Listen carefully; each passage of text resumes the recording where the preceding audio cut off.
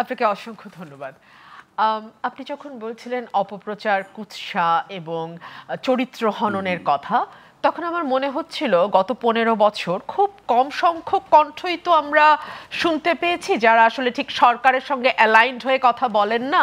খুব কম সংখ্যক মুখই তো আমরা টেলিভিশনের পর্দায় দেখেছি যারা সরকারের খুব শক্ত সমালোচনা করেন, এবং সে খুব কম সংখ্যকের মধ্যে আবার নারীর সংখ্যা আরোই কম, এবং সেই নারীদের মধ্যে আবার একটি বিশেষ বয়সের বা যারা হয়তো ততটা সিনিয়র নন তেমন নারী একেবারেই একজন বা দুজন। তো সেই একজন বা দুজনের একজন তো আমি। সেই ১৫ বছরের দুঃসহ যন্ত্রণা আমি জানি, হাউ ইট ফিলস।